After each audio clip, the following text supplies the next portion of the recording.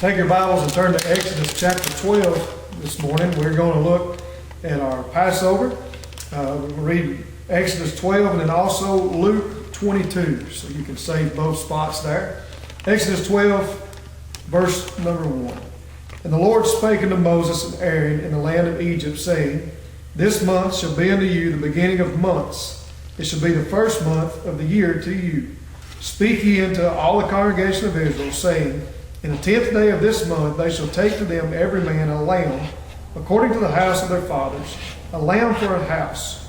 And if the household be too little for the lamb, let him and his neighbor next unto his house take it according to the number of the souls.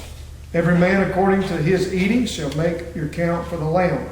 Your lamb shall be without blemish, a male of the first year. You shall take it out from the sheep or from the goats. You should keep it until the 14th day of the same month. And the whole assembly of the congregation of Israel shall kill it in the evening. And they shall take of the blood and strike it on the two sides of the post and on the upper doorpost of the houses wherein they shall eat it.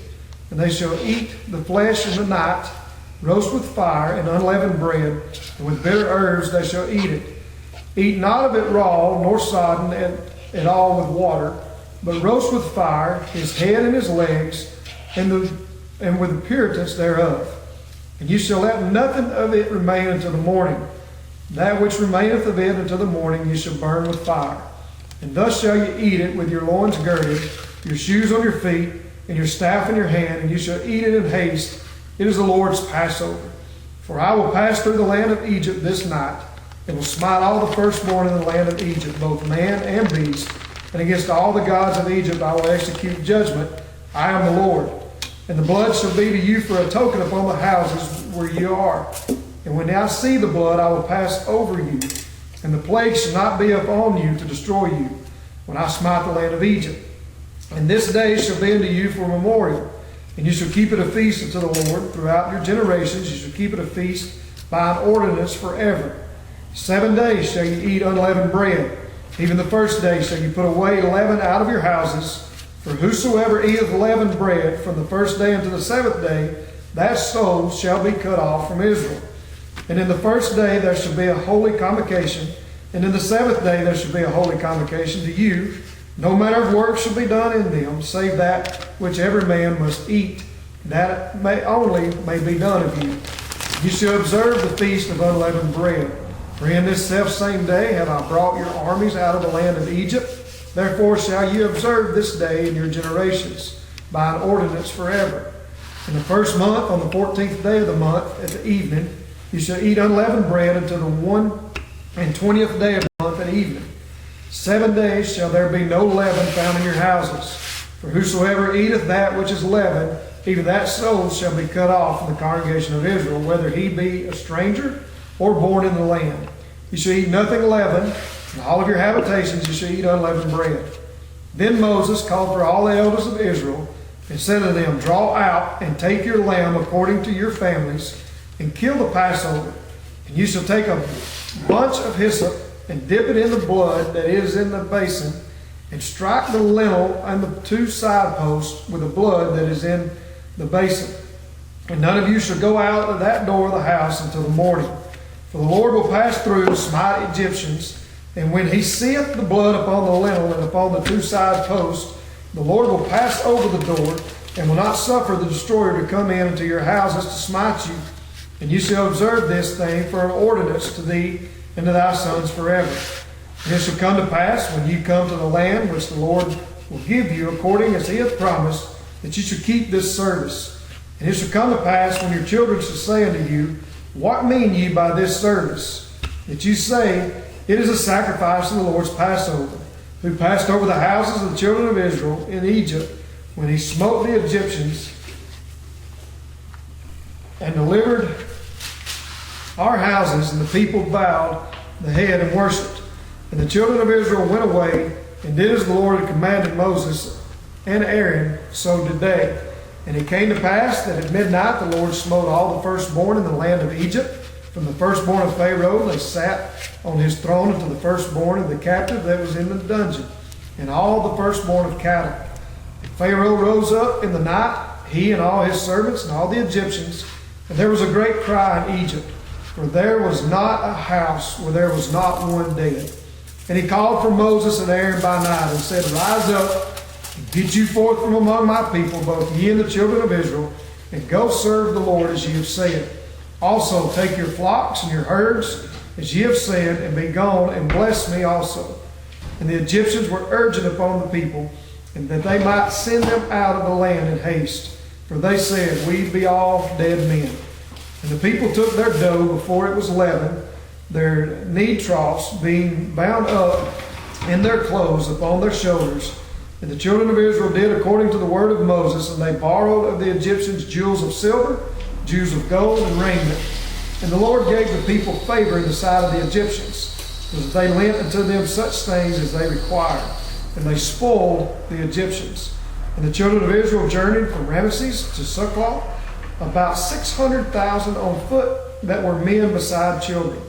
And mixed a multitude went up with them, and flocks and herds, even very much cattle.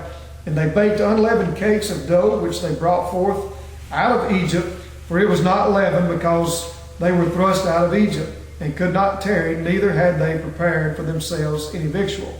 Now the sojourning of the children of Israel who dwelt in Egypt was 430 years. And it came to pass at the end of the 430 years, even the selfsame day it came to pass, that all the host of the Lord went out from the land of Egypt. It is a night to be much observed unto the Lord for bringing them out of the land of Egypt. This is that night of the Lord to be observed of all the children of Israel in their generations. And the Lord said unto Moses and Aaron, This is the ordinance of the Passover. There shall no stranger eat thereof, but every man's servant that is bought for money, when thou hast circumcised him, then shall he eat thereof. A foreigner and a hired servant shall not eat thereof. In one house it shall be eaten. Thou shalt not carry forth out of the flesh abroad, out of the house, neither shall you break a bone thereof. And the congregation of Israel shall keep it. And when a stranger shall sojourn with thee, and will keep the Passover to the Lord, let all his males be circumcised, and let him come near and keep it, and he shall be as one that is born in the land. For no uncircumcised person shall eat thereof. One law shall be to him that is homeborn, and unto the stranger that sojourneth among you. Thus did all the children of Israel, as the Lord commanded Moses and Aaron, so did they. And they came to the selfsame day and it came to pass the selfsame day that the Lord did bring the children of Israel out of the land of Egypt by their armies. Now if you'll turn with me to Luke chapter 22, beginning in verse number 7.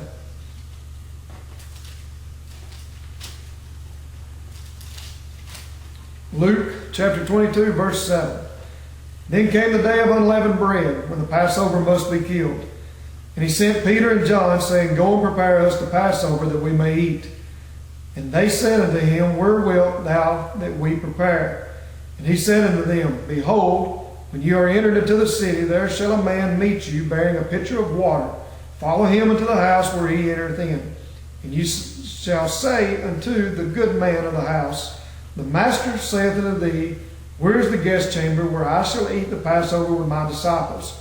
And he shall show you a larger upper room, furnished, there make ready. And when they went and found as he said unto them, and they made ready the Passover. And when the hour was come, he sat down, and the 12 apostles with him. And he said unto them, With desire I have desired to eat the Passover with you before I suffer. For I say unto you, I will not eat any more thereof until it be fulfilled in the kingdom of God. And he took the cup and gave thanks and said, Take this and divide it among yourselves. For I say unto you, I will not drink of the fruit of the vine until the kingdom of God shall come.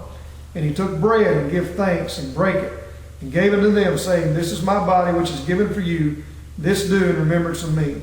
Likewise also the cup after supper, saying, This cup is the New Testament in my blood, which is shed for you. Thank you for reading that, Brother Greg. Coming up upon Easter, I imagine every church in the country was planning on having a communion service, and obviously that's not going to happen in a typical kind of a way. We put our heads together and decided that rather than just surviving this Easter season, we wanted to be able to thrive through it. And something we thought might be meaningful to our church members and those who may be watching would be to talk through communion rather than a typical communion service that we would have at our churches. Something as an individual that I thought might be meaningful would be to actually make some unleavened bread. And that's something that any of us can do on our own or with a family. But in making the unleavened bread and reading through Exodus chapter 12 and then in Luke 22, the picture of what communion truly means. It's that picture from Passover to Jesus being our Passover.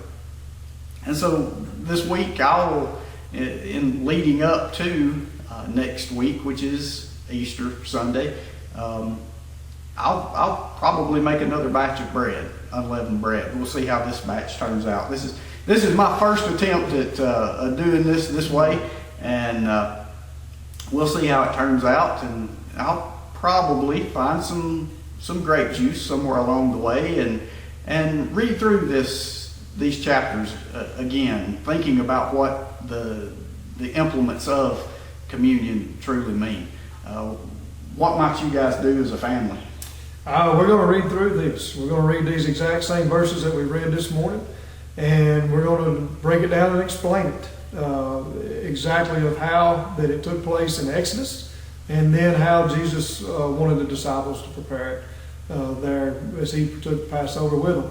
After that, we're going to do some unleavened bread and talk through that as well, just as the children of Israel did. And we're going to take communion together. I'm going to read the passages that we always read in 1 Corinthians chapter 11, I believe it is, of Paul leading the Corinthian church through that. And we're going to do communion together. Now we may have some little ones in our household that yet is not made that profession of faith or come to the knowledge of salvation, but that's okay. This would be a great time for you as mom and dad in the household to walk them through this and explain exactly what it means. This could be a communion service like none other amongst you and your family. As much as we miss doing it together as a congregation, this is the time for families to open up their Bibles together and stand around in the kitchen just like this setting here and make this bread together and partake in the grape juice as well. And even you, dads, read these scriptures to your family and partake in the communion. That's what we're going to do in the Dollar household. I pray you do that as well, to really take part in this. And this could be one of the most memorable communions that you've ever been a part of.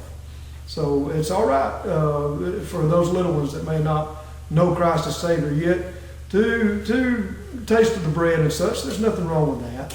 But just so long as they, truly understand that, what it means and why that we partake of it, this is a good opportunity for you to break that down for them as well. So, yeah, the communion aspect of communion is communion between us and God, right, more so than communion between us as a large gathering. Right. We'd rather do this as a large gathering, Sure. no doubt. Mm-hmm. But again, to thrive through things the way they are now instead of just surviving it, I can see 20 years down the road, kids talking to their mom and dad on Easter morning. Hey, you remember that time Exactly. that we made the bread? Right. I've had several people in the past tell me stories about who it was in their church that used to make the communion bread before we got fancy and bought it at the bookstore. So maybe this will be a memorable experience for you, and hopefully it will not be a comedic experience when I pull this bread out. If I pull this off, you can pull this off. Right. I'm no professional at making unleavened bread, and it should be done about now, so let's take a look.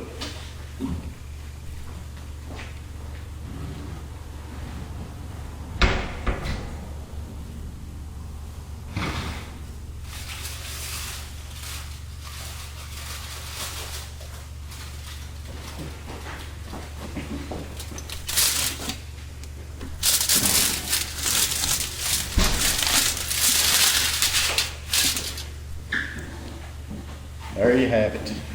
Perfect. A little floury probably for what it should be, but might could have cooked for another minute or two, but we'll give it a taste and see what you think.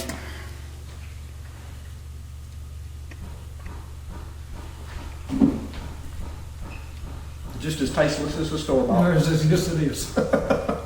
You can probably find a better recipe online than what I used, but about a cup of flour, about a third of a cup of water, stir, roll it out, stick it in the oven at 400 degrees. That'll get you by. This may become something that, something you do with your family every year. I pray that it does. That through this time that, as Brother He said, 20 years down the road, this may be something that you do together every year. There's nothing wrong with that at all. During Easter time, you may get up that morning and say, hey, let's go through this. And that would be great. I can't think of a better way to celebrate Easter than doing this right here with your family. So, Amen. yeah. See you next week.